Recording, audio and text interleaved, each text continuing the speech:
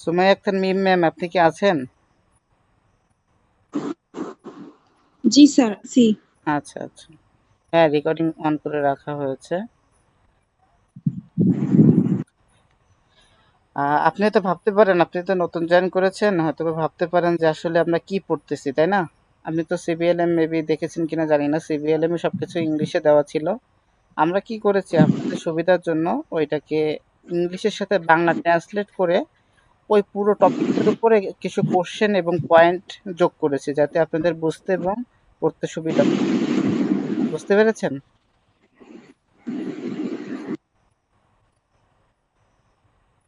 আচ্ছা। তাহলে ওয়ার্কশপে স্টোরেজ সিস্টেম এমন হতে হবে যাতে টুলস ও ইকুইপমেন্ট সহজে শনাক্ত করা যায়, নিরাপদে বহন করা যায় এবং সঠিকভাবে সংরক্ষণ করা যায়। এবার যদি আপনাকে বলা হয় what are the storage consideration in a workshop, তাহলে what are the storage consideration in a workshop, তার মানে এখানে কি বলেছে, ওয়ার্কশপে স্টোরেজ সম্পর্কিত কি কি বিবেচনা করতে হয়। একটা ওয়ার্কশপে, একটা কাজের কর্মক্ষেত্রে আচ্ছা আচ্ছা, ওই তার ওই মানে জায়গাটায় হচ্ছে আমাদের বুঝি নাই কি কি বলেছেন। আপনারা কি কথা শুনতে পাচ্ছেন না আমার? হ্যাঁ হাবিব, আচ্ছা, সিয়াম স্যার কি বলছিলেন আবার একটু বলেন। এই তো আলহামদুলিল্লাহ, তুমি ভালো আছো? আমার কথা কি শোনা যাচ্ছে হ্যাঁ, ক্লিয়ার? আপনার কথা শোনা যাচ্ছে।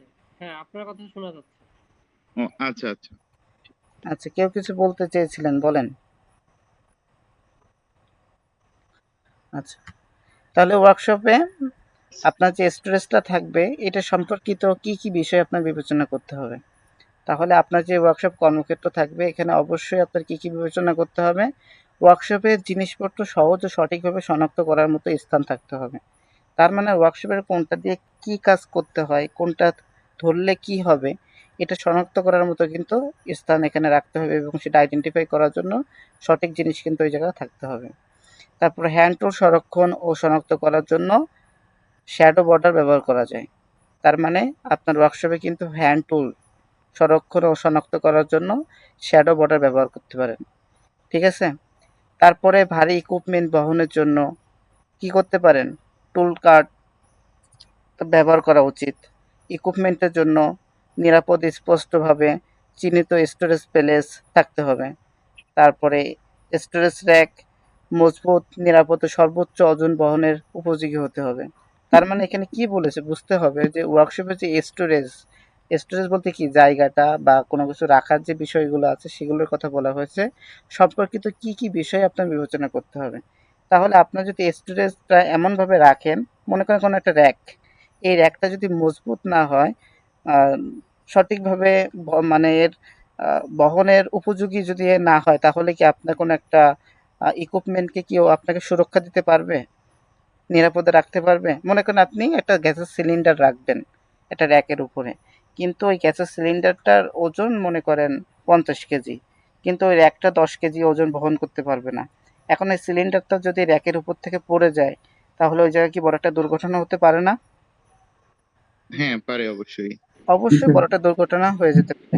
তাহলে মোট কথা আপনাকে এখানে এইটাই বোঝানো হয়েছে যে আপনার কর্মক্ষেত্রে কোনো জিনিস আপনি রাখবেন, এই রাখার ক্ষেত্রে আপনি কি কি বিষয় আপনি বিবেচনা করবেন। তাহলে আপনি পুরো প্র্যাকটিক্যাল সেশনে চলে যাবেন যে আমি আমার স্টোরেজে, আমার কর্মক্ষেত্রে আমি আমার এই জিনিসগুলো রাখবো। এখন এই রাখার সময় আমি কি কি জিনিস খেয়াল করব। ঠিক আছে? তাহলে আপনি এগুলোর মানে সহজ একটা হিন্টস পেয়ে যাবেন যে আসলে এখানে কি বলেছে। সহজভাবে একটা সামারি এখানে বলা আছে যে সঠিক স্টোরেজ সিস্টেম ওয়ার্কশপের ইকুইপমেন্ট নিরাপদ ও কার্যকরভাবে শনাক্ত, বহন, রক্ষণাবেক্ষণ ও সংরক্ষণ করতে সাহায্য করে। কারণ সঠিক স্টোরেজ সিস্টেম ওয়ার্কশপের ইকুইপমেন্ট নিরাপদ ও কার্যকরভাবে শনাক্ত, বহন ও রক্ষণাবেক্ষণ ও সংরক্ষণ করতে সাহায্য করে। এটা কি একটা সংখ্যা আকারে এখানে দেওয়া আছে না?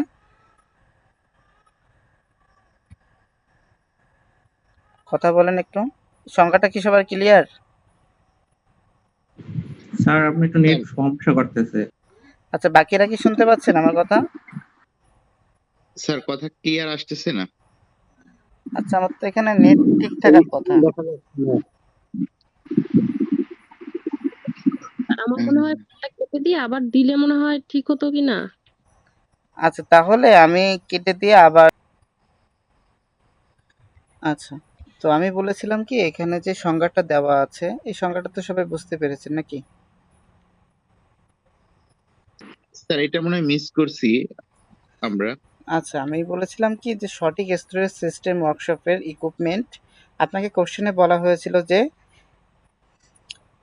ওয়ার্কশপের স্টোরেজ সম্পর্কিত কি কি বিষয় বিবেচনা করতে হয়। তার মানে ওয়ার্কশপে যে স্টোরেজটা থাকে, মালামাল রাখার জন্য যে ব্যবস্থাপনাটা থাকে, এই মালামাল রাখার জন্য যে ব্যবস্থাপনা আপনি বিবেচনা করবেন, এর জন্য আপনি কি কি বিবেচনা করবেন, বিবেচনা করার সময় আপনার কি কি মাথায় রাখতে হবে, তো এগুলো এখানে বলা আছে। এটা শর্টভাবে এখানে দেওয়া আছে। সঠিক স্টোরেজ সিস্টেম ওয়ার্কশপের ইকুইপমেন্ট নিরাপদ ও কার্যকরভাবে শনাক্ত, বহন ও রক্ষণাবেক্ষণ ও সংরক্ষণ করতে সাহায্য করে। এটা এখানে মানে পুরো একটা সামারি দেওয়া আছে, এখানে ইংলিশও দেওয়া আছে, বাংলাও দেওয়া আছে, যার যেটা ভালো হয় সেটা ওইভাবে পড়বেন। তারপরে আমরা আরেকটা টপিক এখন শুরু করব, সেটা হলো রিসাইকেলিং অফ ওয়েস্ট ম্যাটেরিয়ালস। তার মানে মনে করেন কোন একটা আমার ম্যাটেরিয়ালস আছে, ঠিক আছে, এই ম্যাটেরিয়ালসকে মনে করেন আমার কি করব, রিসাইকেল করব, পূর্ণ ব্যবহার। রিসাইকেলিং মানে কি, পূর্ণ ব্যবহার করব, ঠিক আছে। কোনো বর্জ্য একটা পদার্থ বা কোনো ম্যাটেরিয়াল আছে, এটাকে আমি পূর্ণ ব্যবহার করার উপযোগী কিভাবে তৈরি করতে পারি, ঠিক আছে। তাহলে এটা যদি আমরা একটা মানে বিশেষ সংক্ষেপে যদি এটা উল্লেখ করি, অনেক বর্জ্য পদার্থ সংগ্রহ, প্রক্রিয়াজাত ও পুনরায় ব্যবহার করা যায়। তার মানে অনেক বর্জ্য পদার্থ স্যার বা এটা আবার ম্যাটেরিয়াল। নেট সমস্যা করতেছে। এখন দেখা যাচ্ছে না? হ্যাঁ হ্যাঁ, আমরা ক্লিয়ার দেখতেছি, আমি তো দেখতেছি। আচ্ছা, আর বাকিরা কি দেখতেছি না? একটু কথা বলতে হবে, অন্যদিন তো সমস্যা হয় না। জি স্যার, দেখতেছি। আচ্ছা, তাহলে অনেক বর্জ্য পদার্থ, তারপরে মনে করেন অনেক ম্যাটেরিয়াল কিন্তু কি হয়, পূর্ণ ব্যবহার করা যায়। যেরকম মনে করেন আপনি যারা আইটি সাপোর্টের কাজ করেছেন, একটা আইটি সাপোর্টের কাজ করেছেন, ওই জায়গায় যে আমার কম্পিউটারটা থাকে, এটা প্রসেসর মনে করেন নষ্ট হয়েছে বা একটা র্যাম নষ্ট হয়েছে, তাই বলে কি পুরো কম্পিউটার আমার নষ্ট হয়ে গেছে? পুরো কম্পিউটার কিন্তু আমার না নষ্ট হয় নাই। তার মানে কি, আমি যদি এটা রিসাইকেলিং করি, পূর্ণ ব্যবহার উপযোগী আমি করতে চাই, তাহলে কিন্তু ওই ম্যাটেরিয়ালগুলো অন্য কম্পিউটারে লাগিয়ে অথবা ওই কম্পিউটারে কিন্তু শুধুমাত্র র্যামটা আমরা চেঞ্জ করে দিলেই কিন্তু এটা আমরা পূর্ণ ব্যবহার করতে পারবো। তাই আপনাকে এই টপিকে আজকে শেখানো হবে যে আপনি কোনো একটা ম্যাটেরিয়াল বা বর্জ্য পদার্থ আপনি কিভাবে পূর্ণ ব্যবহার করতে পারেন। সারা বিশ্বে রিসাইক্লিং এর মাধ্যমে বিভিন্ন উপকরণ আবার ব্যবহার করা হয়। তার মানে এখানে তো বুঝতে পেরেছেন কোন বিষয়ে আমরা কথা বলবো। এবার যদি আপনাকে বলে what material can be recycled, কোন কোন উপকরণ পুনঃ ব্যবহার করা যায়, আপনি আবারও রিপিট করতেছি। এখানে বলছে একটা কোশ্চেন আমি এইভাবে দিয়েছি, হোয়াট ম্যাটেরিয়ালস, কোন ম্যাটেরিয়ালস ক্যান বি রিসাইকেল, কোন কোন উপকরণ পুনঃ ব্যবহার করা যায়, তার মানে কি পুনরায় ব্যবহার করা যায়, ঠিক আছে। স্যার, কাজ। কথা আবার বেঁধে বেঁধে আসছে। আচ্ছা শুধু কি আমার নাকি বাকিদেরও? স্যার বাকিরা। আমি কিছু দেখতে বা শুনতে পাচ্ছি না। আচ্ছা, দেখি আমি নেট চেঞ্জ করতেছি, দেখি কি হয়।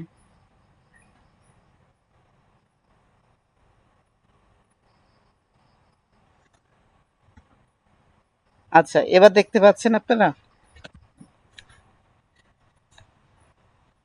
হ্যাঁ, স্ক্রিনটা আসছে। আচ্ছা, আজকে অন্য দেখা যাচ্ছে স্যার। অন্যদিন তো এই সমস্যাটা হয় না, আজকে হঠাৎ সমস্যাটা। আচ্ছা, কোশ্চেনটা কি আমরা বুঝতে পেরেছি? বলা হয়েছে যে কোন কোন উপকরণ আমরা পুনঃ ব্যবহার করতে পারি বা ব্যবহার করা যায়। কাঁচ, আমরা কি জানি কাঁচ কি পুনঃ ব্যবহার করা যায় না? যারা কাঁচের দোকানে হ্যাঁ, গেছেন, অবশ্যই যায়। কাঁচের দোকানে গেছেন, তারা দেখছেন না যে অল্প একটু কাঁচ লাগবে, কিন্তু বড় একটা মনে করেন একটা পয়েন্ট নিয়ে আসছে, জাস্ট অল্প একটু কাঁচ ব্যবহার করে ওই তাদের যেই রাখার যে জায়গাটা আছে, ডাস্টবিন, কাঁচ রাখার ডাস্টবিন, সেখানে কিন্তু ছুঁড়ে ফেলে দেয়। আপনার কি মনে হয় ওইটা কি তারা নষ্ট করে ফেলে? তারা কিন্তু নষ্ট করে ফেলে না, তারা ওইটা আবার ফ্যাক্টরিতে পাঠায়। পাঠানোর পরে কি করে, আবার কিন্তু একটা কাঁচের প্লেট কিন্তু চলে আসে। তাহলে কাঁচ কি করতে পারি আমরা, পূর্ণ ব্যবহার কিন্তু করা যায়। প্লাস্টিক কি আমরা পূর্ণ ব্যবহার করি না অনেক সময়? ওই যে আমাদের কাছ থেকে প্লাস্টিক কিনে নিয়ে যায়।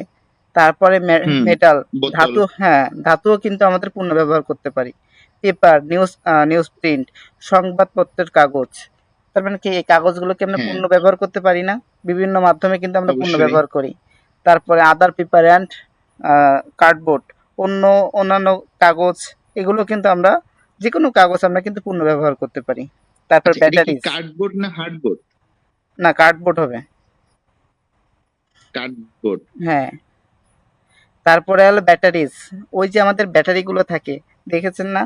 যে ওই আমাদের যে ফেরিওয়ালাগুলো থাকে তারা কিন্তু আমাদের কাছ থেকে ব্যাটারি কিনে নিয়ে যায়। তার মানে ব্যাটারি কিন্তু তারা পূর্ণ ব্যবহার করার উপযোগী করে দিয়ে। ব্যাটারি খুলে ব্যাটারির ভিতরে যে স্পাইকগুলো থাকে এগুলোকে বের করে কিন্তু তারা আবার পূর্ণ ব্যবহারের উপযোগী আমাদের করে। এবার যদি আপনাকে এখান থেকে একটা কোশ্চেন আমি করি যে রিসাইকেল পূর্ণ ব্যবহার করার কিছু উপকরণ কি আপনি আমাকে বলতে পারবেন? ইনশাল্লাহ পারবো। বুঝতে পেরেছেন জি, স্যার। এখানে? পারবো। কিন্তু এটা যদি আপনি সিবিএলএম এর দিকে দেখেন, সিবিএলএম এ অনেক বিস্তারিতভাবে লেখা আছে। ওই বিস্তারিত লেখাটাকে আমি ছোটভাবে আপনাদের সামনে প্রেজেন্ট করার চেষ্টা করেছি। জানি না কতটুকু বুঝতে পেরেছেন। সারসংক্ষেপ এখানে একটু দিয়ে দিয়েছি। কাঁচ, প্লাস্টিক, ধাতু, কাগজ, কার্ডবোর্ড, ব্যাটারির মতো অনেক বর্জ্য পদার্থ পূর্ণ ব্যবহার করা যায়।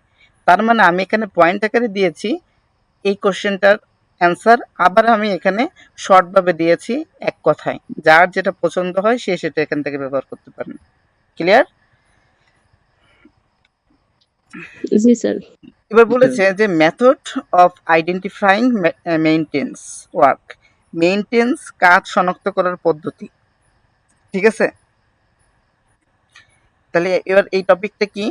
এই টপিকটা হলো মেইনটেন্স কাজ শনাক্ত করার পদ্ধতি। এই টপিকে বলা হয়েছে মেইনটেন্স ডিপার্টমেন্টের কাজের প্রয়োজনীয়তা ও শ্রম ঘন্টা নির্ধারণের জন্য বিভিন্ন পদ্ধতি ব্যবহার করে। এখন এই টপিকটার উপর আলোকে আমি একটা কোশ্চেনের মাধ্যমে এই টপিকটা আপনাদেরকে বোঝানোর চেষ্টা করব। সেটা হলো what are the method of identify maintenance work, maintenance কাজ শনাক্ত করার পদ্ধতি কি কি? মেইনটেন্স মানে কি? রক্ষণাবেক্ষণ করা। রক্ষণাবেক্ষণের কাজ শনাক্ত করার পদ্ধতিগুলো কি কি? এখন মনে করেন অভিযোগ, কমপ্লেইন্টস, অভিযোগ, তারপর ইমার্জেন্সি সার্ভিস কল, ঠিক আছে? তার মানে জরুরি সার্ভিস যে কলটা আমরা বলি। তারপর ফোরম্যান বা ইন্সপেকশন, তারপর পিরিয়ডিক মেইনটেনেন্স। আচ্ছা, মাঝখানে আমি আপনাদেরকে একটু কথা বলি যেহেতু এই কোশ্চেনে চলে আসছি। এখানে দেখছেন কি লেখা আছে? পিরিয়ডিক মেইনটেনেন্স লেখা আছে না? হ্যাঁ। মেইনটেনেন্স কত প্রকার জানেন কেউ? যদি আমরা মেইনটেনেন্স সিভিএলএম এ যাইনি এখনো, মেইনটেনেন্স হলো 2 প্রকার। মেইনটেনেন্স কত প্রকার? 2 প্রকার। 2 প্রকার। একটা হলো নিয়মিত মেইনটেনেন্স, আর একটা হলো কি বলেন তো? একটা হলো পিরিয়ডিক মেইনটেনেন্স আর একটা হলো কারেক্টিভ মেইনটেনেন্স।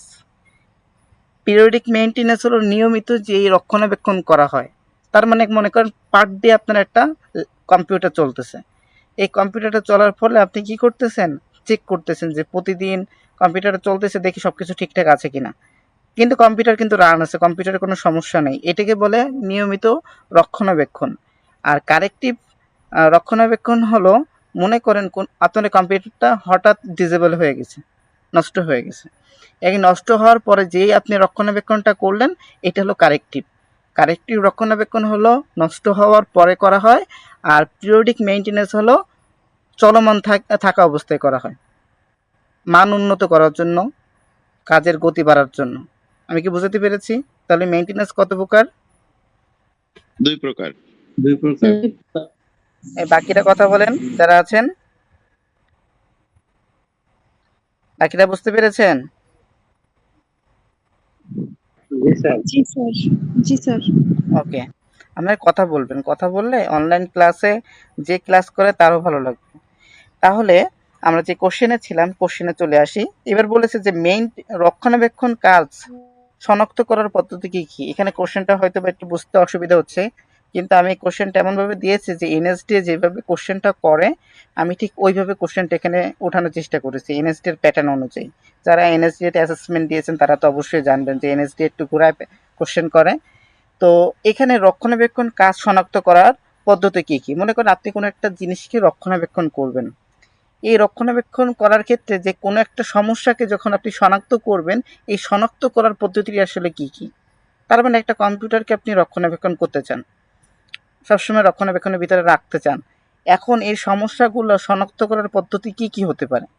এর যে কিছু সমস্যা আছে, আপনার টেইনি আপনাকে কমপ্লেন করলো যে স্যার কম্পিউটারটা সমস্যা, স্লো কাজ করতেছে, তাহলে এর মাধ্যমে কি করতে পারেন? ওইটা কিন্তু রক্ষণাবেক্ষণ আপনি ইনশিওর করতে পারেন। তারপরে মনে করেন জরুরি হ্যাঁ। সার্ভিস কল, আপনি মনে করেন ক্লাসে নাই, কিন্তু আপনার কম্পিউটার সমস্যা হয়ে গেছে, আপনার টেইনি আপনাকে কল দিয়ে বললো যে স্যার এখানে সমস্যা হয়েছে, বা আপনার ক্লাসে কোথাও আগুন ধরে গেছে, তখন কিন্তু আপনি রক্ষণাবেক্ষণ করতে পারেন। ফোরম্যান বা ইন্সপেকশন, ফোরম্যানের মাধ্যমে বা ইন্সপেকশনের মাধ্যমে কিন্তু আপনি কি করতে পারেন? রক্ষণাবেক্ষণ করতে পারেন। ইন্সপেকশন মানে কি? ইন্সপেকশন মানে কি? খোঁজা না? যাচাই বাছাই করা। যাচাই বাছাই করা, খোঁজা, এটা বোঝায়। তা পিরিয়ডিক মেইনটেনেন্স, হুম। প্রতিদিন প্রতিনিয়ত কি করে আমরা এটা রক্ষণাবেক্ষণ করেও কিন্তু করতে পারি, তাই না? তারপরে মনে করেন এটা ইন্সপেকশন, একই কথা, ওটা দেওয়া লাগবে না। ইন্সপেকশন গ্রুপ, গ্রুপ ওয়াইজ যদি আপনি ইন্সপেকশন করেন, আপনি হয়তো বা ভুলটা ধরতে পারেননি, আরেকজন ভুলটা ধরবে। বুঝতে পেরেছেন আমার হ্যাঁ। কথাটা? যখন আমরা গ্রুপ ওয়াইজ ভাবে ইন্সপেকশন করব, তখন কি হবে আমাদের, যে আমরা 5 জন মিলে একটা ইন্সপেকশন করতেছি, হয়তো বা আমার চোখে পড়ি নাই, কিন্তু আমার সাথে যে আছে তার চোখে পড়তে পারে। তাহলে গ্রুপ ইন্সপেকশনটা কি বুঝতে পেরেছেন? Inspection group. জি স্যার। জি তারপর স্যার। ফর্মালাইজ প্ল্যানিং, ফর্মালাইজ প্ল্যানিংটা হলো মনে করেন ফর্মাল ভাবে যে কাজটা করা হয় এর পরিকল্পনা করে। ফর্মাল ভাবে আপনি থাকলেন, ফর্মাল ভাবে আপনার ডিভাইসগুলো রাখলেন, রাখার পর আপনি পরিকল্পনা করে দেখলেন যে সব কম্পিউটার ঠিকভাবে চলতেছে কিনা। তার মানে নর্মাল ভাবে যেভাবে থাকা হয় এটা কিন্তু করে আপনি এটা করতে পারেন। আমি কি এই প্রশ্নটা বুঝতে পেরেছি, টপিকটা? জি স্যার। জি আমি স্যার। আমি আশা করি মনে হয় এই টপিকটা এইভাবে বোঝানোর মাধ্যমে আপনার টপিকটা ক্লিয়ার হয়ে যাওয়ার কথা। এখানে একটা সামারি দিয়ে দিয়েছি। সামারিতে এখানে লেখা আছে মেইনটেন্স কাজ, complaint, emergency call, inspection, periodic maintenance, planning এর মাধ্যমে শনাক্ত করা যায়। তার মানে আমাদের উপরে বলা ছিল যে আমি রক্ষণাবেক্ষণ শনাক্ত করব কি কি পদ্ধতিতে। আপনি এখানে লিখে দিতে পারেন যে রক্ষণাবেক্ষণের কাজ কমপ্লেইনের মাধ্যমে, ইমার্জেন্সি কলের মাধ্যমে, ইন্সপেকশনের মাধ্যমে, পিরিয়ডিক মেইনটেনেন্সের মাধ্যমে ও প্ল্যানিং এর মাধ্যমে আমরা শনাক্ত করতে পারি। আমি কি বুঝতে পেরেছি এটুকু? হ্যাঁ স্যার, ক্লিয়ার। আচ্ছা, ওকে। জি স্যার। এবার বলেন তো, নাম তো ভুলে গেছি, সুমাইয়া ম্যাম আছেন? জি স্যার। বলেন তো মেইনটেনেন্স কত প্রকার? উম, একটু জানি আগে না স্যার। একটু আগে বললাম তো, এটা খেয়াল শুনতে করতে, পাইনি। হ্যাঁ খেয়াল করতে হবে। আচ্ছা সালমা ম্যাম বলেন। স্যার 2 প্রকার। আচ্ছা ঠিক আছে, নাজমুল স্যার। স্যার দুই প্রকার বলছিলেন। হ্যাঁ 2 প্রকার কি কি বলেন, এবার আপনি বলেন 2 প্রকার কি কি? পিরিয়ডিক মেইনটেনেন্স আর একটা বলছিলেন স্যার, এটা একটা কি জানি একটু বলছিলেন, এটা মনে পড়তেছে না। আচ্ছা, পিরিয়ডিক বলতে বোঝাচ্ছে মনে করেন প্রতিনিয়ত যেটা হয় বা নর্মাল ভাবে যেটা হয়ে থাকে পার ডে, এটা হলো পিরিয়ডিক মেইনটেনেন্স। আর এটা হলো কারেক্টিভ, মানে নষ্ট হয়ে যাওয়ার পরে যেটা আমরা করি সেটা হলো কারেক্টিভ। আর প্রতিনিয়ত উন্নত করার জন্য, কাজটাকে ডেভেলপমেন্ট করার জন্য, প্রতিনিয়ত চলমান আছে তারপরেও উন্নত করার জন্য আমরা মনে করেন সেটা হলো পিরিয়ডিক মেইনটেনেন্স। ক্লিয়ার? এবার জি আরেকটা স্যার। টপিক আমরা বুঝবো, সেটা হলো রিপোর্টিং প্রসেস। Hello sir. জি বলেন। স্যার মানে সাউন্ডটা একটু আমার কাছে কম আসতেছে, মানে স্পষ্ট আসতেছে স্যার। আপনি লিভ নিয়ে আবার ঢোকেন। জি স্যার। ওকে, আমরা আরেকটা টপিক বুঝবো, সেটা হলো রিপোর্টিং প্রসেস। তাহলে কি আপনারা বুঝতে পেরেছেন এই যে টপিকটা, এই টপিকটা কি সবার ক্লিয়ার? আমাদের এই যে টপিকটা ছিল যে আইডেন্টিফাই জি sir. Maintenance work, maintenance. Maintenance মনে করেন আমি আমার রক্ষণাবেক্ষণকে কিভাবে আইডেন্টিফাই করব, কোন কোন মেথড আমি আইডেন্টিফাই করব, এবার এগুলো কি আমি যদি উল্লেখ করে হয়ে যাবে না? এই মেথডগুলো যদি আমি এখানে দিয়ে দিই, পদ্ধতিগুলো দিয়ে দিই, তাহলে কিন্তু আমাদের এই টপিকটা কিন্তু অলমোস্ট ডান হয়ে যাবে। এই, হ্যাঁ। আচ্ছা, এবার আমরা রিপোর্টিং প্রসেস সম্পর্কে একটু বোঝার চেষ্টা করব। রিপোর্টিং প্রসেসটা হলো মানে কি, রিপোর্ট বলতে কি বোঝাচ্ছে আর প্রসেস বলতে কি বোঝাচ্ছে এটা একটু বোঝার চেষ্টা করব। রিপোর্টিং প্রসেসের মধ্যে ইন্সপেকশন রিপোর্ট বিশ্লেষণ, ফ্যাসিলিটির অবস্থা পরীক্ষা, রিপেয়ার শিডিউল তৈরি এবং নিয়মিত মেইনটেন্যান্স অন্তর্ভুক্ত থাকে। এবার যদি আপনাকে কোশ্চেন করা হয় রিপোর্টিং প্রসেসের ভিতরে কি কি ইনক্লুড থাকে, এবার যদি আপনাকে কোশ্চেন করা হয় যে রিপোর্ট প্রসেসের ভিতরে কি কি ইনক্লুড থাকে, তো রিপোর্ট প্রসেসের ভিতরে অবশ্যই ইন্সপেকশন রিপোর্ট মানে কি বিশ্লেষণ করা, তারপর ফ্যাসিলিটি এর অবস্থা পরীক্ষা, রিপেয়ার শিডিউল এবং নিয়মিত মেনটেন্যান্স অন্তর্ভুক্ত থাকে।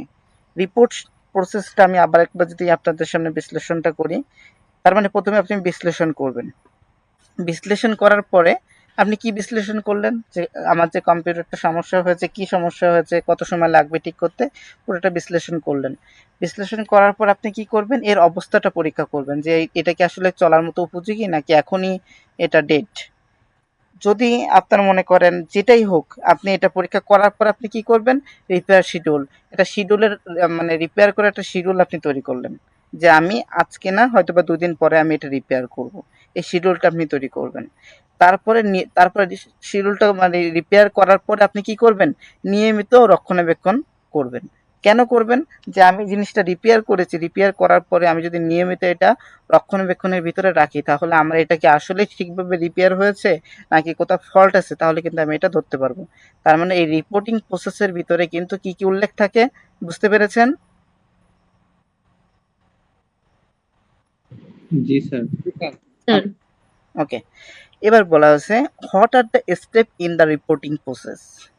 এবার এই কোশ্চেনটাই এখানে একটু ঘুরিয়ে দিয়েছি, বলছে যে হোয়াট আর দ্য স্টেপ, ধাপটা কি in the reporting process, reporting প্রসেসের ধাপ কি।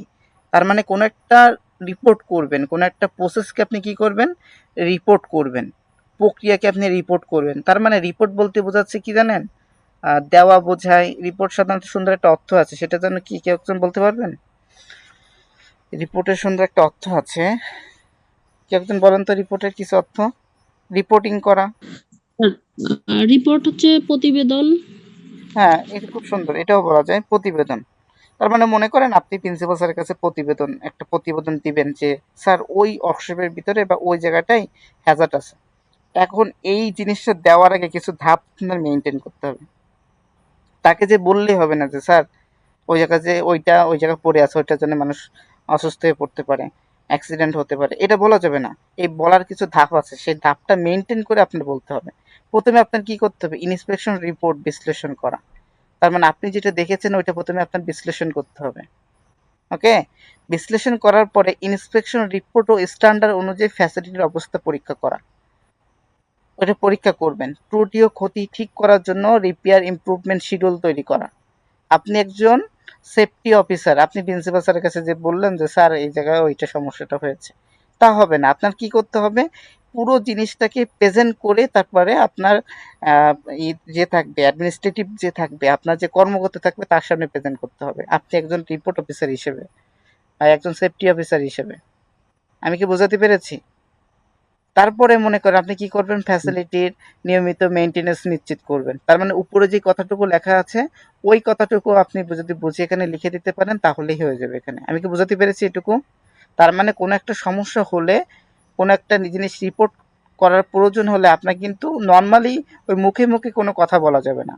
আপনার কি করতে হবে, সুন্দর একটা প্রতিবেদন উল্লেখ করতে হবে। প্রতিবেদনে আপনি সুন্দরভাবে বিশ্লেষণ করে আসবেন ওই জায়গা থেকে যে আসলে কি হয়েছে, এবং স্ট্যান্ডার্ড অনুযায়ী আপনি তার ফ্যাসিলিটি অবস্থাটা পরীক্ষা করবেন।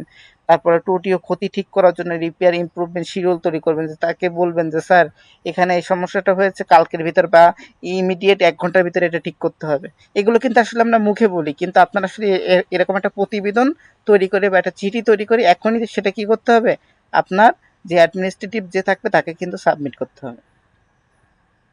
কারণ কি আপনি তাকে মুখে বললেন, সে মুখে শুনলো, কিন্তু তার যদি এটা মনে না থাকে।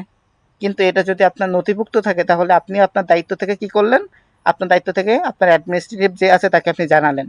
সে কিন্তু পরে আপনার কাছে এটা অস্বীকার করতে পারবে না যে আপনি জানান নাই। আমি কি বোঝাতে পেরেছি আপনাদেরকে বিষয়টা? জি স্যার। জি স্যার। আচ্ছা, এখানে আবার জি একটু স্যার। লেখা আছে রিপোর্টিং প্রসেসের মতো রিপোর্ট বিশ্লেষণ, ফ্যাসিলিটি ইন্সপেকশন, রিপেয়ার শিডিউল তৈরি এবং নিয়মিত মেইনটেনেন্স কার্যক্রম অন্তর্ভুক্ত থাকে, যেটা আপনারা উপরে পড়েছেন। এবার লেখা আছে ডকুমেন্টেশন প্রসেস। ডকুমেন্টেশন প্রসেস বলতে কি, কোনো জিনিস ডকুমেন্টেড করা। তার মানে কোনো কিছু কি বলে ওইটাকে, লিপিবদ্ধ করা।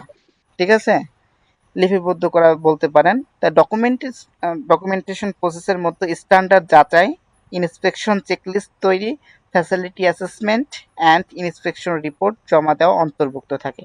এবার যদি আপনাকে বলি যে ডকুমেন্টেড প্রসেসের ভিতরে কী কী অন্তর্ভুক্ত থাকে, স্ট্যান্ডার্ডভাবে যাচাই করা, ইন্সপেকশন চেকলিস্ট তৈরি করা, ফ্যাসিলিটি অ্যাসেসমেন্ট এবং ইন্সপেকশন রিপোর্ট জমা দেওয়া অন্তর্ভুক্ত থাকে। আমি কি বুঝাতে পেরেছি?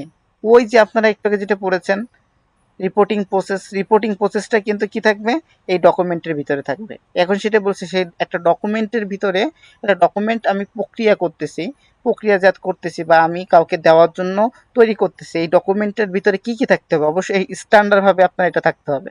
এবং এটা কি হতে পারে, কি হবে, ইন্সপেকশন চেকলিস্ট। তার মানে কি, ওই যে আমি ওই জায়গায় দেখেছি কোনো একটা হ্যাজার্ড পড়ে আছে, কোনো একটা বিপজ্জনক জিনিস পড়ে আছে, এই জিনিসটাকে আমি কি করব, এটা তালিকাবদ্ধ করে আমি এটা তৈরি করব। ঠিক আছে?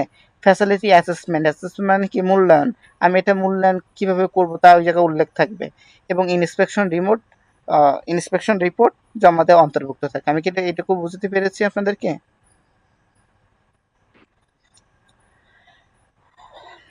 What are the step in the documented process? তার মানে ডকুমেন্টেড প্রসেসের ধাপগুলো কি কি, একই কথা উপরে। তার মানে এখানে যদি আপনি এই সংজ্ঞাটা পড়েন বা বোঝেন তাহলে কিন্তু আপনি ডকুমেন্টেড প্রসেস সম্পর্কে আপনার ক্লিয়ার হয়ে যাবে। আমি কি বুঝাতে পেরেছি? এটুকু ক্লিয়ার? সবার কারো সমস্যা আছে? না স্যার, বুঝতে পারছি। ওকে, আরেকটা টপিক আমরা এখন দেখার চেষ্টা করব, সেটা হলো maintenance and housekeeping questions. Maintenance and housekeeping সম্পর্কিত প্রশ্ন। ঠিক আছে? এই যে মেইনটেন্স মানে কি, রক্ষণাবেক্ষণ, আর হাউসকিপিং মানে কি, হাউসকিপিং বলতে কি বোঝেন, কেউ বলতে পারবেন? স্যার, পরিষ্কার পরিচ্ছন্ন বোঝাচ্ছে। হ্যাঁ, আপনার যে ঘর মানে বাসা বাড়ি থাকে, এখানে যে পরিষ্কার ওয়ার্ক পরিচ্ছন্নতা, তারপরে ওয়ার্ক প্লেস যেটাই বলেন, এর পরিষ্কারের সাথে সাথে এইগুলার সুন্দরভাবে সুসজ্জিত করার যে বিষয়টা, এটাকে গুছিয়ে হাউসকিপিং। রাখা স্যার। হ্যাঁ, গুছিয়ে রাখা, এটাকে হাউসকিপিং বলা হয়।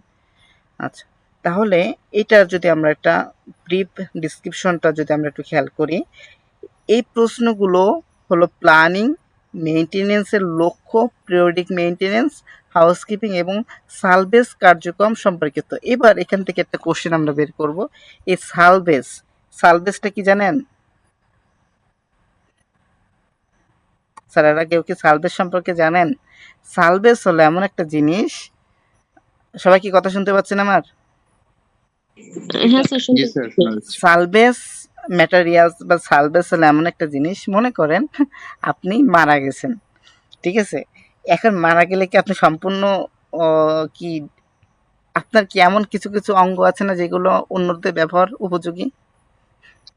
হ্যাঁ, আচ্ছা, ব্যবহার জি স্যার। ব্যবহার উপযোগী। আপনি কি মনে একদম ডেড, ঠিক আছে? কিন্তু আপনার কিছু কিছু জিনিস হয়তো বা কয়েক ঘন্টার ভিতরে যদি আমরা সংগ্রহ করি, যেরকম চোখ, আপনার বেশ কিছু জিনিস কিডনি, যদি সংগ্রহ করি, হ্যাঁ, কিডনি, লিভার, তাহলে কিন্তু আরেকজনকে কিন্তু আমরা এটা সাহায্যের মাধ্যমে তাকে কিন্তু আমরা কি করতে পারবো, তাকে কিন্তু আমরা বাঁচাতে পারবো। ডোনেট করতে পারবো। হ্যাঁ, তো এই সালভেজ জিনিসটা হলো ঐরকম। তার মানে কোনো একদম ডেডকৃত জিনিসকে ভিতর থেকে যেগুলো আমাদের ব্যবহার উপযোগী এবং যেগুলো ভালো আছে সেগুলোকে সংরক্ষণ করা বোঝায়। মানে একদম ডেড কিন্তু ওই জায়গা থেকে কিছু কিছু জিনিস আছে যে এখনো ভালো। ঠিক আছে?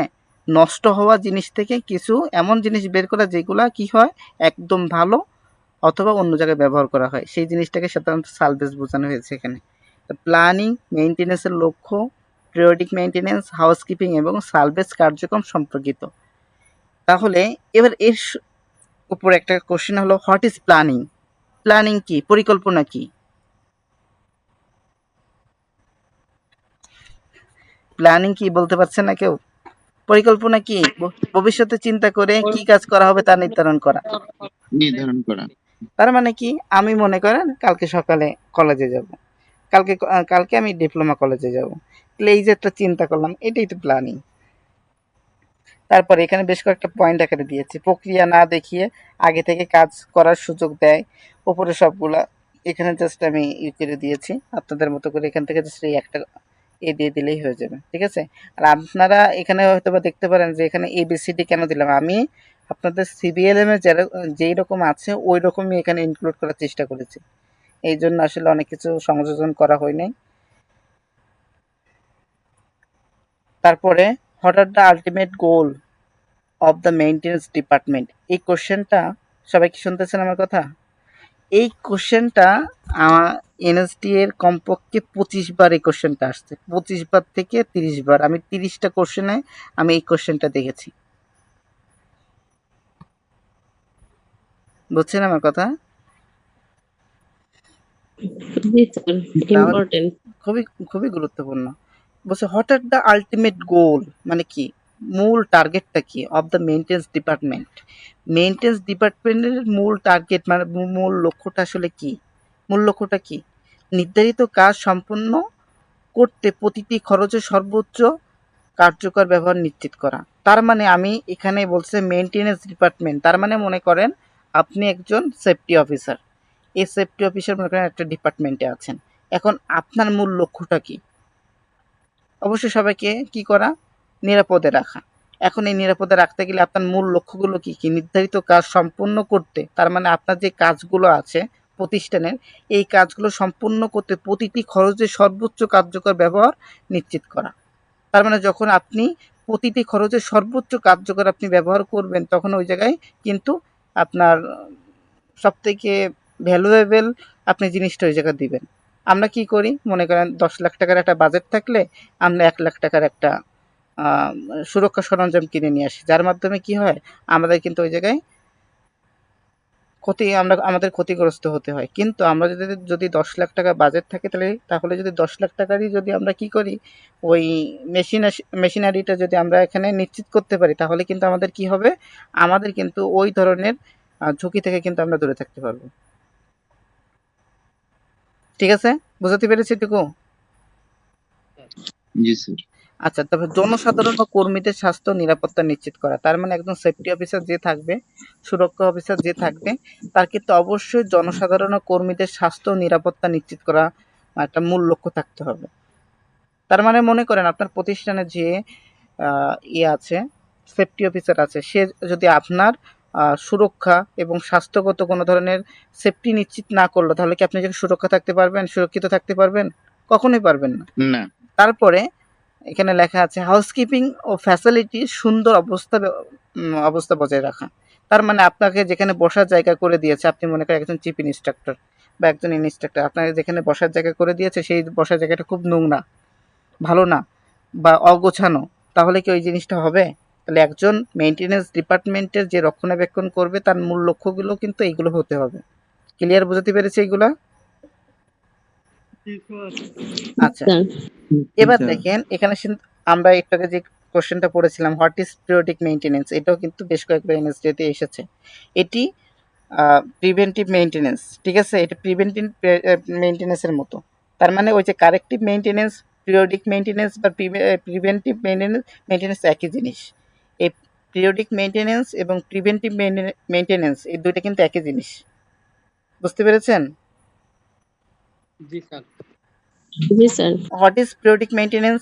এখানে লেখা আছে এতে ইকুইপমেন্ট ব্রেকডাউন, মানে কি একদম নষ্ট হওয়া থেকে প্রতিরোধের বাইরেও মেইনটেনেন্স কাজ অন্তর্ভুক্ত থাকে। তার মানে আপনি কোনো একটা মেশিনারি বা কোনো একটা কম্পিউটার প্রতিনিয়ত যদি আপনি কি করেন, রক্ষণাবেক্ষণ করেন, তাহলে কি এটা একদম মনে করেন ইমিডিয়েট নষ্ট হয়ে যাওয়ার কি কোনো সম্ভাবনা থাকে? আপনি যদি প্রতিনিয়ত আপনি রক্ষণাবেক্ষণ করতে থাকেন, তাহলে কিন্তু ওই পিসিটা সম্পর্কে আপনার ভালো একটা ধারণা হয়ে যাবে যে পিসিটা আসলে দুর্বল নাকি ভালো আছে। কিন্তু আপনি যদি প্রতিনিয়ত ওইটা রক্ষণাবেক্ষণ না করেন, তাহলে কিন্তু পিসি সম্পর্কে আপনি জানবেন না। যেকোনো সময় কিন্তু কি হতে পারে? ব্রেকডাউন হতে পারে। ব্রেকডাউন বলতে মনে করেন একদম ডেড হয়ে যেতে পারে। তো সেক্ষেত্রে পিরিয়ডিক মেইনটেনেন্স কি করতে পারে? পিরিয়ডিক মেইনটেনেন্স কিন্তু আপনার প্রতিনিয়ত যে ব্রেকডাউনটা হয়, এটা কিন্তু আপনার এটা রোধে আপনাকে সাহায্য করতে পারে। তারপরে এটি প্রিভেন্টিভ ও কারেক্টিভ মেইনটেনেন্সের একত্র করার ফলাফল।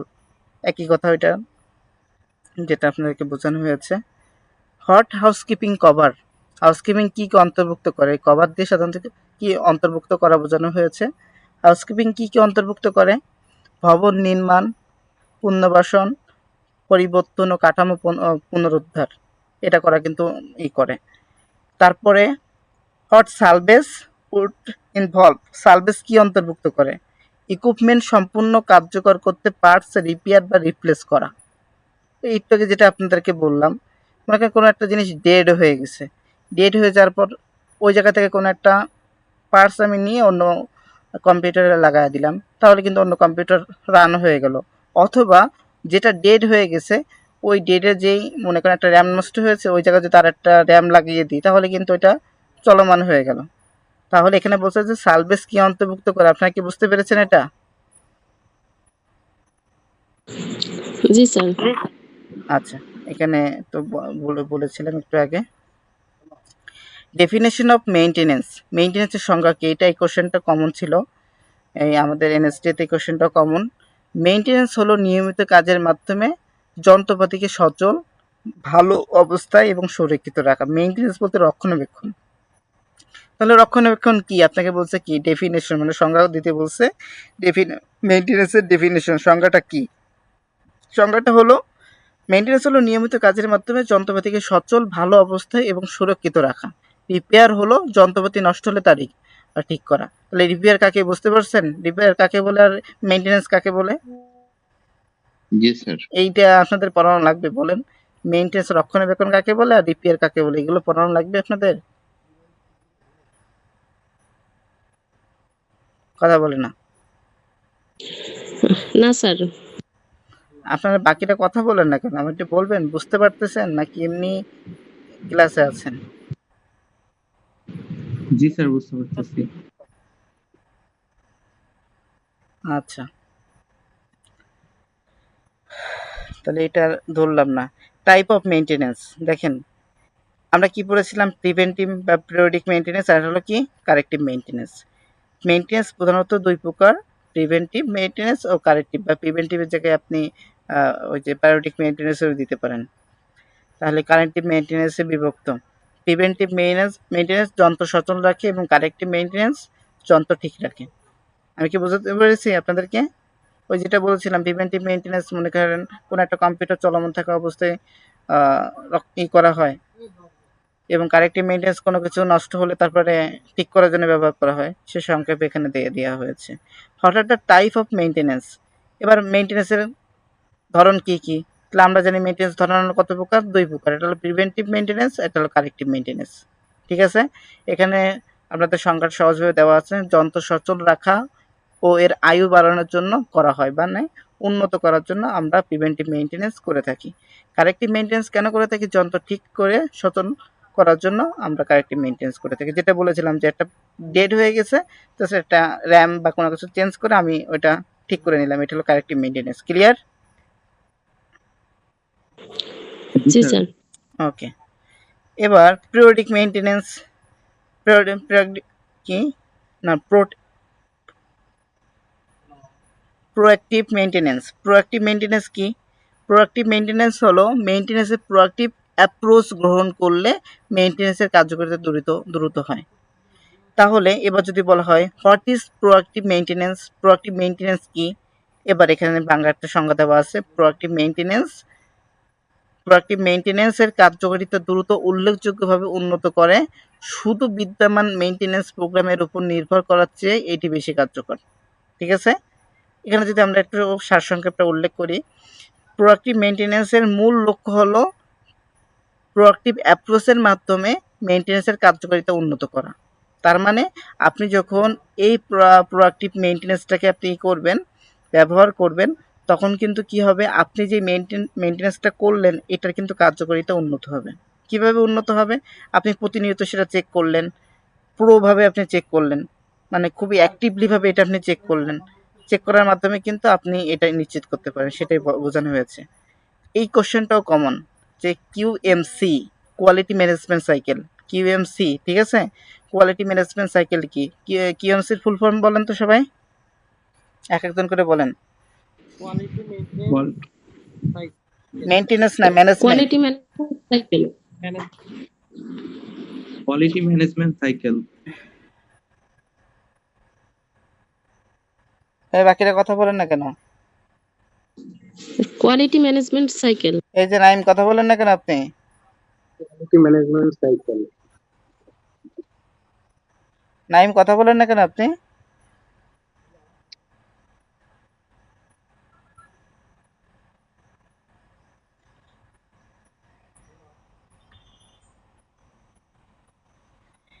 আচ্ছা, কোয়ালিটি ম্যানেজমেন্ট সাইকেলটা আসলে কি? কোয়ালিটি ম্যানেজমেন্ট সাইকেল মেইনটেনেন্স প্রোগ্রামের ব্যবহার করা হয় যাতে কার্যকর ও দক্ষ হয়। এতে প্ল্যানিং, ইমপ্লিমেন্টেশন, চেকিং এবং ইমপ্রুভমেন্ট অন্তর্ভুক্ত থাকে।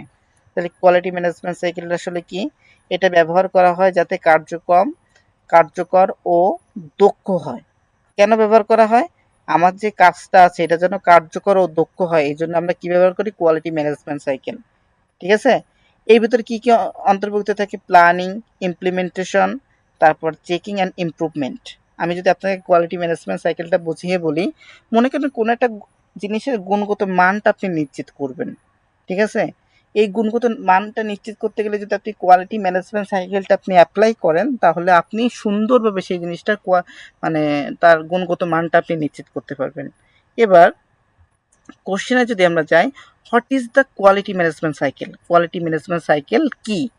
এবার এখানে লেখা আছে কোয়ালিটি ম্যানেজমেন্ট সাইকেল কার্যক্রমকে কার্যকর ও দক্ষ নিশ্চিত করে।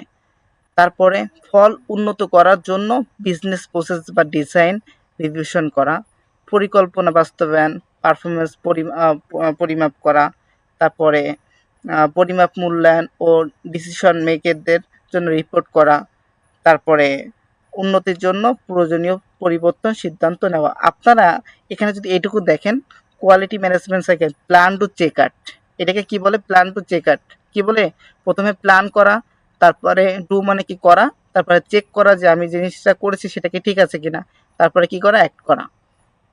তার মানে কি করা? উন্নতির জন্য প্রয়োজনীয় যে জিনিসটা আছে সেটা আপনার প্রতিনিয়ত করে নিতে হবে। তাহলে কোয়ালিটি ম্যানেজমেন্ট সাইকেলটা কি? Plan to check out. আমি কি বুঝাতে পেরেছি? এখানে লেখা আছে প্ল্যান, ডু, চেক, আর্ট। সবাই কি বুঝতে পেরেছেন? জি স্যার। জি sir. Okay. Quality management cycle planning, implementation, তারপরে চেকিং অ্যান্ড কারেক্টিভ অ্যাকশনের মাধ্যমে মেইনটেন্যান্স প্রোগ্রাম উন্নত করতে সাহায্য করে। ক্লিয়ার সবার এটুকু? আশা করি ক্লিয়ার। জি স্যার। এবার বলেছে হোয়াই, কেন মেইনটেন, রক্ষণাবেক্ষণ করবেন ইউর ইকুইপমেন্ট।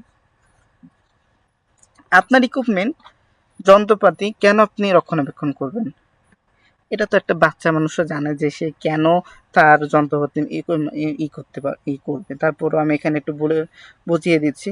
যন্ত্রপাতির এখানে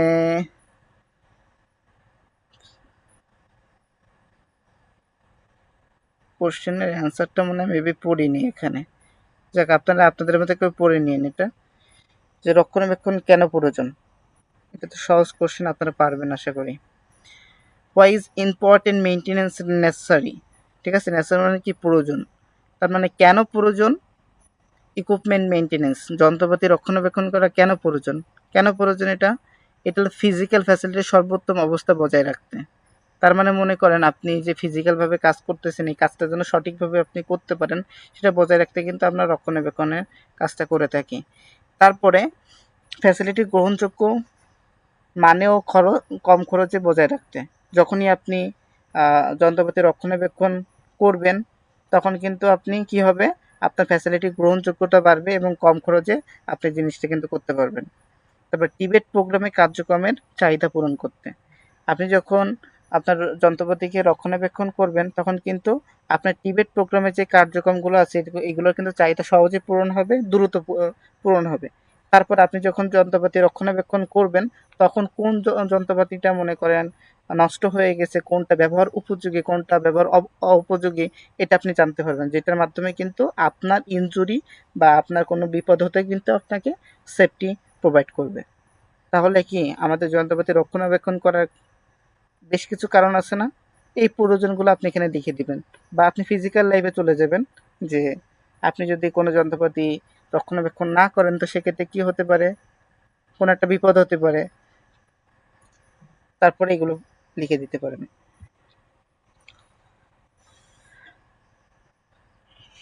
স্পেসিফিক অবজেক্টিভ অফ মেইনটেনেন্স, মেইনটেনেন্সের নির্দিষ্ট উদ্দেশ্য কি? স্পেসিফিক মানে কি? নির্দিষ্ট। আর অবজেক্টিভ বলতে বোঝাচ্ছে উদ্দেশ্য। উদ্দেশ্য কি কি? মেইনটেনেন্সের নির্দিষ্ট উদ্দেশ্যের মধ্যে ফ্যাসিলিটি, আয়ু বৃদ্ধি, ইকুইপমেন্ট প্রস্তুত রাখা, বর্জ্য সঠিকভাবে অপসারণ এবং নিরাপত্তা নিশ্চিত করা অন্তর্ভুক্ত। তার মানে মেইনটেন্যান্সের মূল উদ্দেশ্য কি? ফ্যাসিলিটির আয়ু বৃদ্ধি, ইকুইপমেন্টের প্রস্তুত রাখা, বর্জ্য সঠিকভাবে অপসারণ এবং নিরাপত্তা নিশ্চিত করা অন্তর্ভুক্ত করা। ক্লিয়ার এটুকু সবার? জি স্যার। ওকে। জি what are sir. The specific object of maintenance? একই জিনিস, ঠিক আছে? মানে মেইনটেনেন্সের নির্দিষ্ট উদ্দেশ্য কি কি, যেটা আপনারা এখন উপরে পড়েছেন সেটাই আর কি, এখানে শুধু পয়েন্ট আকারে দেওয়া আছে, একই কথা, এটা আর কথা বললাম না। Benefit of maintenance facility, facility রক্ষণাবেক্ষণের উপকারিতা কি কি? উপকারিতাগুলো কি কি? ফ্যাসিলিটি রক্ষণাবেক্ষণের নিরাপত্তা নিশ্চিত করে, মনোবল বৃদ্ধি করে, খরচ কমায় এবং ফ্যাসিলিটির আয়ু বাড়ায়। তার মানে আমাদের যদি বলা হয় বেনিফিটটা শুধু হ্যাজার্ড কি? থেকে রক্ষা করে, এভাবে হ্যাঁ দেওয়া যেতে পারে হ্যাঁ, না? হ্যাজার্ড থেকে রক্ষা করে। তার মেইনটেনেন্স ফ্যাসিলিটি রক্ষণাবেক্ষণের উপকারিতা কি কি আপনি এখানে লিখতে পারেন, আপনার মন মতো করে এখানে লিখে দিবেন যে হ্যাজার্ড থেকে রক্ষা করে, মনোবল বৃদ্ধি করে, খরচ কমায়, এইগুলাই, ঠিক আছে? তবে হোয়াট ক্যান ঠিক গেইন আছে। ফ্রম মেইনটেইন আওয়ার ফ্যাসিলিটি রক্ষণাবেক্ষণ থেকে কি কি উপকার পাওয়া যায়? কি কি উপকার পাওয়া যায়? যেরকম এই ছাত্রটাকে বললেন হ্যাজার্ড থেকে রক্ষা পাওয়া যায়, যেরকম নিরাপদ পরিবেশ নিশ্চিত হয়, মানব সম্পদের মনোবল বৃদ্ধি পায়, কার্য পরিচালনার খরচ কমে, উৎপাদন বৃদ্ধি পায়, ফ্যাসিলিটির আয়ু বৃদ্ধি পায়, সেবা ও পণ্য দ্রুত সরবরাহ করা যায়।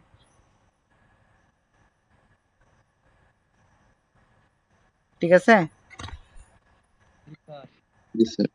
আচ্ছা, ফ্যাসিলিটি রক্ষণাবেক্ষণ, নিরাপত্তা, মনোবল, উৎপাদন ও সেবা বৃদ্ধি করতে, খরচ কমতে হয়, এটা কি কথা? এটা স্মারক আমি আর বললাম না। আমি কিন্তু প্রতিটা টপিক ধরে ধরে কিন্তু বলেছি যে ইমপ্লিমেন্টেশন, তারপরে এখানে কি ছিল, তারপরে এই ফ্যাসিলিটি, প্রতিটা কিন্তু আমি আপনাদেরকে এখানে কিন্তু কোশ্চেন আকারে দিয়েছি। তার মানে প্রতিটা বিষয়ের জন্য আপনারা সংজ্ঞা আকারে বুঝতে পারেন। ওই যে যেখানে আমরা কোয়ালিটি ম্যানেজমেন্ট সাইকেল পড়েছিলাম, সবগুলো কিন্তু একটা একটা পয়েন্ট। ওই যে ইমপ্লিমেন্টেশন, ফ্যাসিলিটি, তারপরে যেগুলো আছে সবগুলো কিন্তু এখানে দেওয়া আছে। ইমপ্লিমেন্টেশন, দ্য মেইনটেন্স প্রোগ্রামের বাস্তবায়ন, টপিকটা খুবই গুরুত্বপূর্ণ। এই কোশ্চেনটা আপনাকে মনে করেন ভাইভাতে ধরবে, আর যদি ভাইভাতে না ধরে তাহলে অ্যাসেসমেন্টই বৈধ হবে না। 5M 5S, ঠিক আছে, কমন জিনিস, এটা ধরবেই। তাহলে মেইনটেনেন্স প্রোগ্রামে বাস্তবায়নে 5M ব্যবহার করতে হয়। আপনারা একটা জিনিস পড়ে রাখেন, 5M ব্যবহার করতে হয় মেইনটেনেন্সে, আর হাউসকিপিংয়ে হলো 5S। কী ব্যবহার করতে হয়? হাউসকিপিংয়ে হলো 5S, আর মেইনটেনে হলো 5M।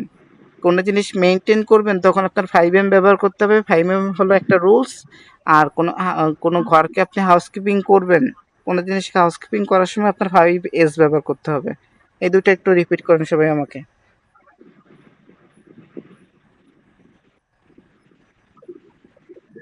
স্যার কোনো কিছু মেইনটেইন করার জন্য 5M ব্যবহার করতে হয়, আর হাউসকিপিং এর যে ব্যাপারটা আছে ওইখানে আর কি 5S টা ব্যবহার করা হয়। গুড। বাকিরা? স্যার কোনো এই কিছু মেইনটেইন পাঠ্যক্রমে কি ফাইভ লেখা এম থাকবে আলাদা আলাদা জানা যাবে? বুঝি নাই নাজমুল, কি বলেছেন? বলছি স্যার 5M আর 5S এর যে রুল গুলো আছে সেগুলো আমরা কি পড়া হয়েছিল? হ্যাঁ, গোল্ডেন রুলসে পড়েছিলাম। ও আচ্ছা স্যার, ওইটা এখানে প্রয়োগ হয়েছে 5M আর 5S। হ্যাঁ, বলেন, সালাম বলছিলেন, বলেন। স্যার কোনো কিছু মেইনটেইনের জন্য 5M রুলস ব্যবহার করা হয়, আর হাউসকিপিং এর জন্য হচ্ছে 5S রুলস ফলো করা হয়। আচ্ছা, আরেকজন বলেন।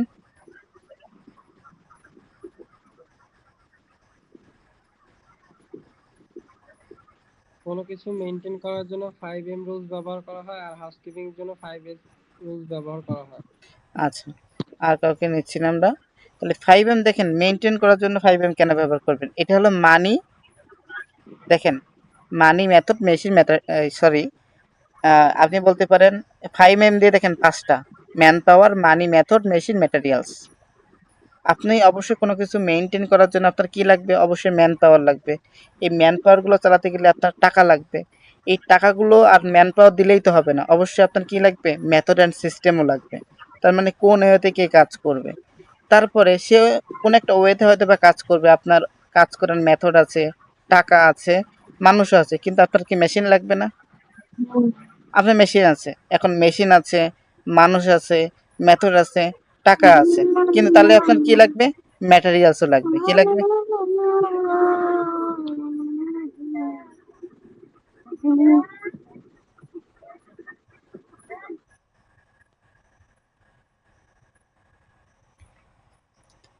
বুঝতে পেরেছেন এইটুকু? জি স্যার। সবাই কি বুঝতে পেরেছেন? এই যে জি স্যার 5M এর যে স্যার বিষয়টি। বুঝতে পেরেছি। আচ্ছা, 5M ক্লিয়ার আমাদের। এবার দেখেন এখানে লেখা আছে মেইনটেন্যান্স প্রোগ্রাম বাস্তবায়নে 5M এবং স্ট্যান্ডার্ড মেথড স্ট্র্যাটেজি সম্বন্ধিত প্ল্যানিং মেইনটেন্যান্সের সিস্টেমের উপর নির্ভর করে। আর অতটুকু বলা লাগবে না। আপনারা যতটুকু পড়েছেন মানে বলেছি এতটুকু বুঝলেই হবে। তারপরে maintenance and quality management. Quality management এবং কোয়ালিটি ম্যানেজমেন্টের ভিতরে আসলে আমরা বোঝার চেষ্টা করব। আমাদের আর এক পেজ আছে। 5Sটা কিন্তু এখানে নাই। 5S আছে এখানে? আপনারা গোল্ডেন রুলস থেকে 5Sটা দেখে নেবেন। ঠিক আছে? গোল্ডেন রুলসে আপনাদের 5Sটা আছে। জি স্যার, সর্ট ঠিক আছে। Sort, set in order, sweep, sustain, standardize. ঠিক আছে? এগুলো মানে 5S এর 5টা। Sort, set in order, standardize, sustain আর একটা জানি বলে সুইপ। এইগুলা। এটা গোল্ডেন রুলসের ১ম পেজের শেষের দিকে আছে। তারপরে ডিফাইন মেইনটেন্যান্স, সরি এটা আমরা পড়ি নাই। তো বলেছে যে মেইনটেন্যান্স যন্ত্রপাতিকে ভালো সচল অবস্থায় রাখে আর কোয়ালিটি ম্যানেজমেন্ট কি কার্যক্রমকে কার্যকর ও দক্ষ করে। ইকুইপমেন্ট মেইনটেন্যান্স ডিবেট প্রোগ্রামকে কার্যকরভাবে সহায়তা করে। ডিফাইন মেইনটেন্যান্স, মেইনটেন্যান্স কি? মেইনটেন্যান্স সংজ্ঞাটা কি? মেইনটেন্যান্স হলো নিয়মিত কাজের মাধ্যমে যন্ত্রকে সচল, ভালো অবস্থায় এবং সুরক্ষিত রাখা। মেইনটেন্যান্সকে রক্ষণাবেক্ষণ কি আসলে সেটা এখানে বলা হয়েছে। তারপরে define quality management. Quality management কি? কোয়ালিটি ম্যানেজমেন্ট হলো এমন একটি পদ্ধতি যা প্রোডাক্ট বা সার্ভিস ডিজাইন, ডেভেলপ ও ইমপ্লিমেন্টেশনের সকল কার্যক্রমকে কার্যকর ও দক্ষ নিশ্চিত করে। আপনারা কিন্তু এই কোশ্চেনটা উপরে পড়েছেন। তারপরে হোয়াই মেইনটেন্যান্স ইকুইপমেন্ট, এর রক্ষণাবেক্ষণ কেন করবে এটা আপনারা পড়েছেন। তাই না? পড়েছেন না? জাস্ট এইটুকু। আপনারা কি বুঝতে পেরেছেন আজকের সেশনে সবকিছু কোশ্চেন? জি স্যার বুঝতে পারছি। কারো কোনো সমস্যা আছে? বুঝতে পারেন নাই এমন কারো কোনো সমস্যা আছে?